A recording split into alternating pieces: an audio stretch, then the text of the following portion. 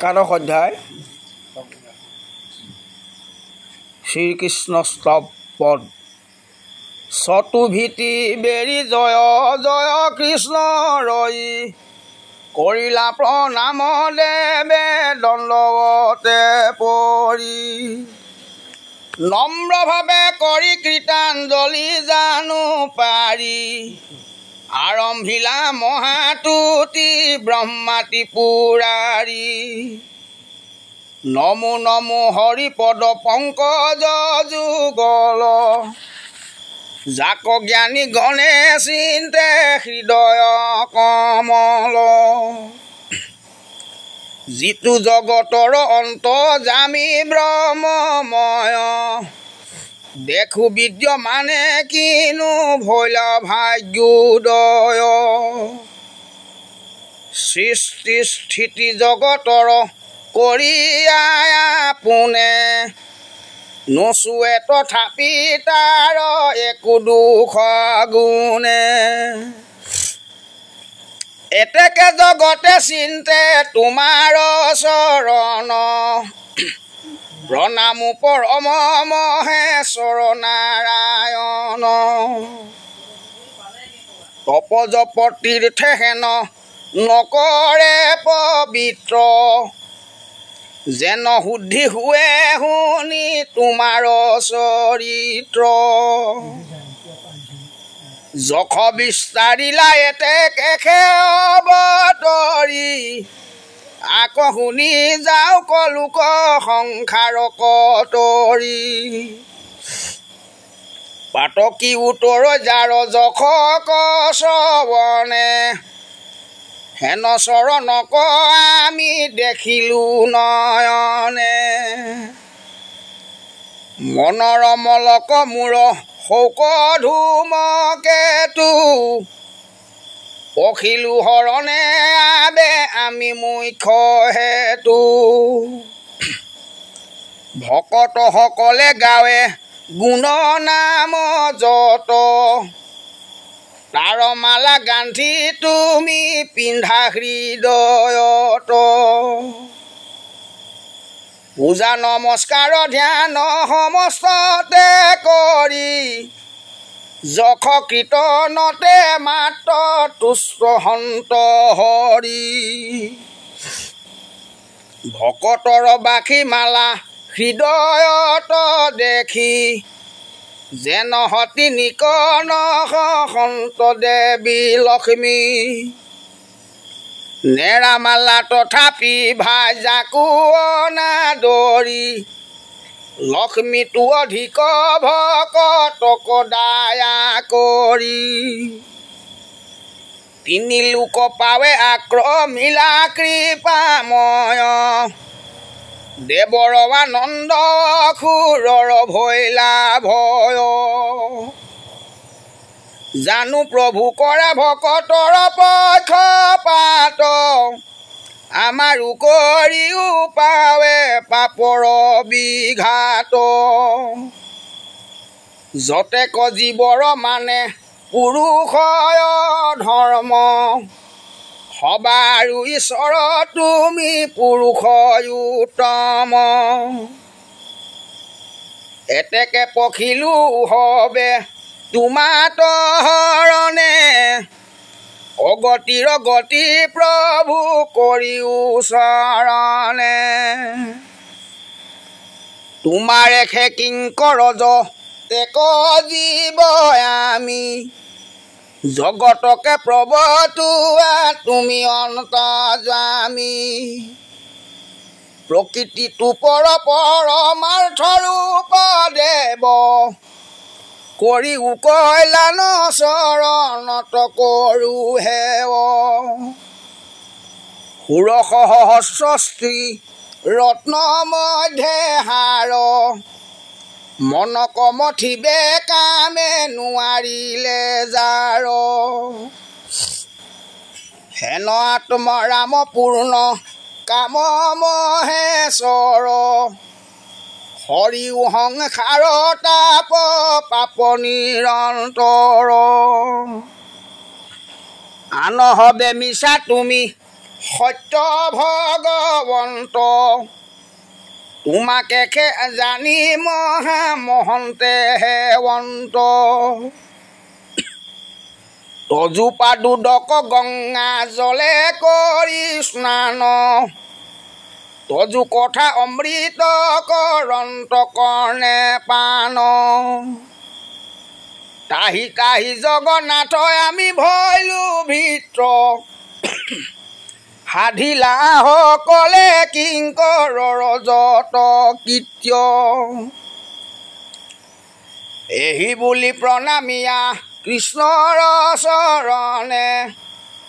ব্ৰহ্মাবাদী দেৱে দুনাই লৰিল গগনে আকাশত থাকি ব্ৰহ্মা প্ৰণামী দুনাই বিনাৱন্ত কাৰ্য কৃষ্ণ চৰণ কচাই পৃথিৱীৰ ভাৰ সংহাৰিলায় বিকলে দেৱ কাৰ্য লাগয় মানে সাধিলা সকলে ধৰ্ম কথা পিলা কীৰ্তি কৰিলা কি বিস্তাৰ যাক শুনি হৈ লোকে সংসাৰ নিস্তাৰ আচৰিলা জগতৰ হিত তুমি ইখে তোমাৰ চৰিত্ৰ যশ ৰৈলা দখু দিখে ইটো অৱতাৰৰ চৰিত্ৰ বিতুপন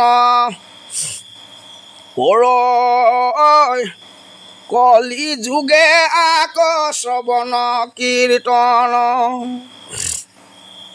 এহিখে মহন্ত সুখে তৰিবে সংসাৰ কৰিবে কোটি কোটি পুৰুষ উদ্ধাৰ যদু বংশে অৱতৰীয়া দামোদৰ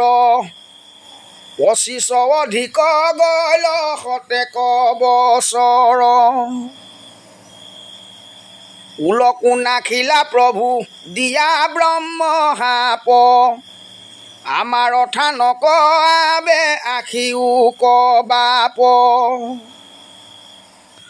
দখ দিগ পালয় আমি তোমাৰ কিংকৰ আমাকো পবিত্ৰ আতি কৰা দামোদৰ দেৱে সমে ব্ৰহ্মা এহি বুলিয়া পাৰ্থন্ত সবাকো বুদ্ধি মাতি লন্ত ভগৱন্ত হে ব্ৰহ্মা শুনিও ক বচন আমাৰ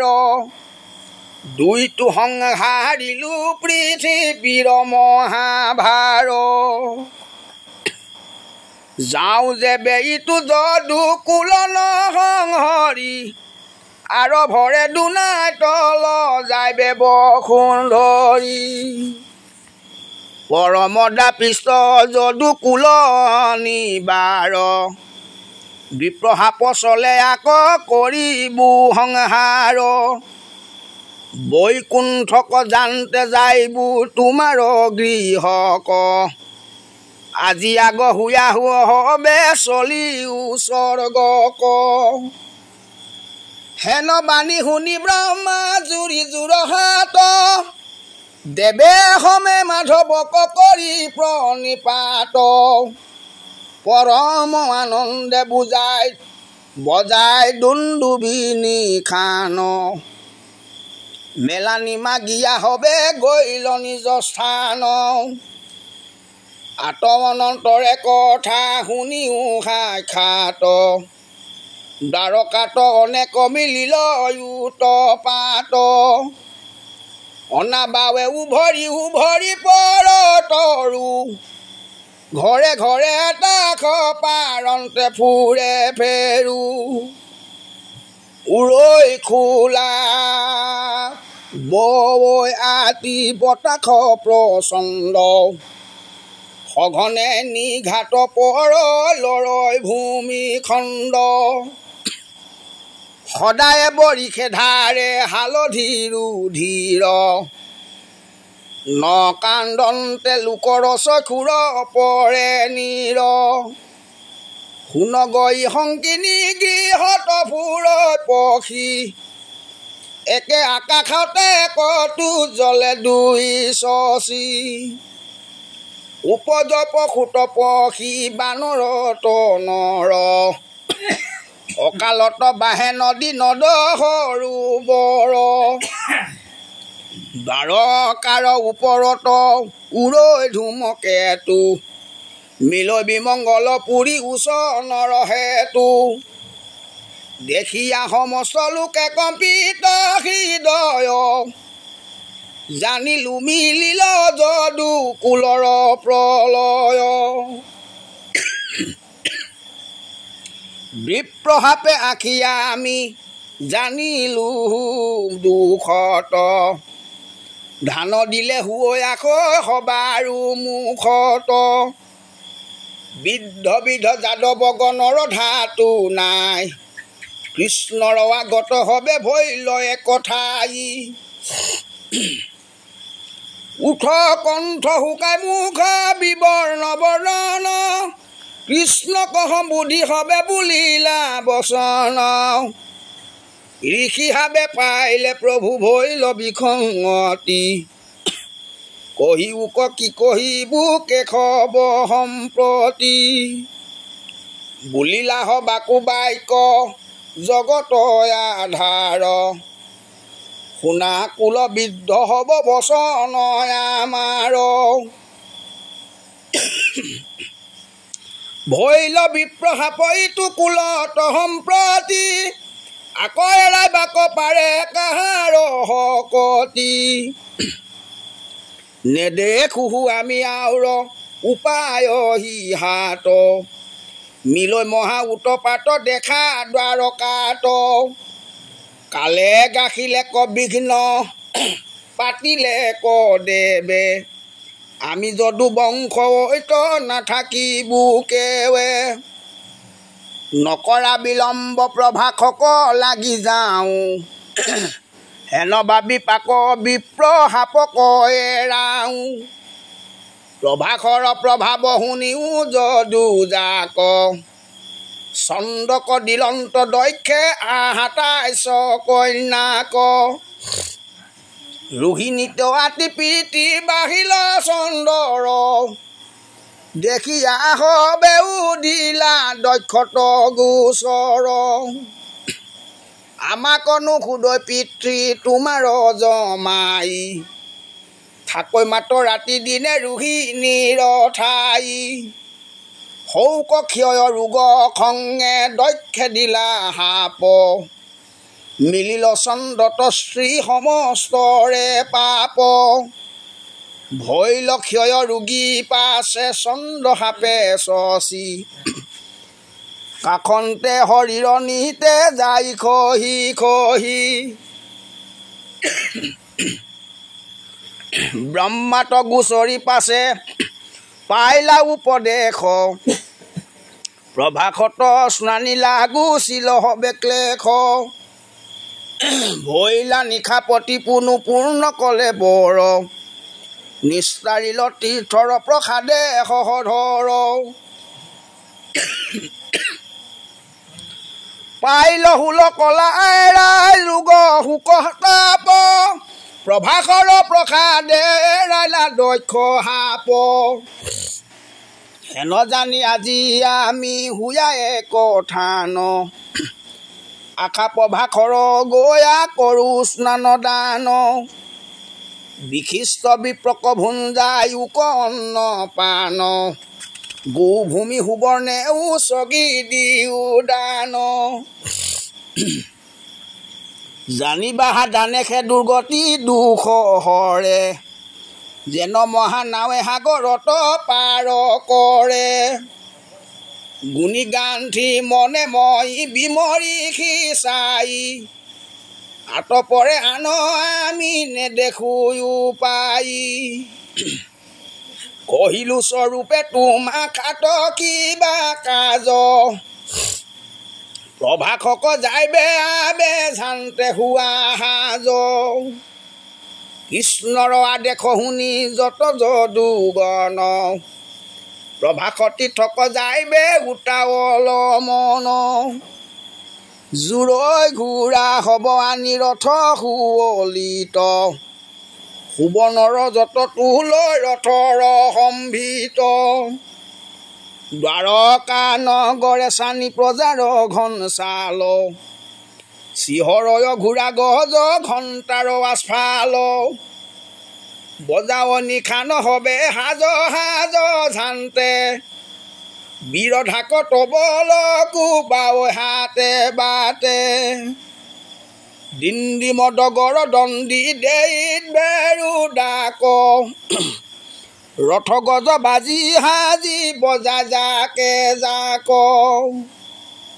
চিৰলে চামৰে চানি আখে ছত্ৰ দণ্ড বজাৰ ভিতৰ দল দুপমহী খণ্ড একে একে যদুবীৰ সুৰপতি প্ৰায় চলে চমৎকাৰ হবে মৰিবা কজায় সাগৰ কলুল যেন উৰ্মিৰ আস্ফালে বিঞ্চি ভুজ বংশক গাখিল আখি কালে নাৰী হ'ব পদূলি পদূলি জুমা জুমি বিমংগল কথা কহি কান্দে হুমা হুমি কোনোবা বিপাকে পাৱ কিমিলৈ ললাট জানো আমাৰ হাৰ বিধি ভাঙে ভৰা হাত আপোনে সম্পূৰ্ণে বনছে ইটো দ্বাৰ কাট ঘূৰৰিষি সাপে যেন মিলাৱৈ বিঘাত কৃষ্ণ কহু মৰি হবে কান্দন্ত বিষাদে হা প্ৰভু পাৱ জানো তোমাৰ প্ৰমাদে দ্বাৰকাবাসীৰ তুমি জীৱ সমুদায় তুমি অবিহনে আমি মৃতক পৰায় তোমাৰ বাকী বাহু হা কৃষ্ণ বাপ ঠাই ঠাই নাৰীগণে কৰন্ত বিলাপ কৃষ্ণ কথা ইটো শুনি উকৰ বলোক দ্বাৰকাবাসীৰ দেখা কেনে দুখ হুক কেশৱৰ বংশ বিপাক কেনে দেখা ইটো সংসাৰত সামান্যৰ কোন লেখা সুপনৰ নিধি ধম বন্ধু ধন জন জল বুদ বুদ যেন থিৰ জীৱন কিয়তিক্ষণে পৰ প্ৰাণ আৰু নাহি থিতি অদ্যাপিনো পূজয় যম যাতনাৰ ভীতি ইখেন মনুষ্য জন্ম যাইয়ালে জালে নাহিকে চেতন চুলে ধৰি আছে কালে একেটিলে মাৰিবে পশুক যেন বাঘ জানিয়া বিষয় সুখে হেৰায় অনুৰাগ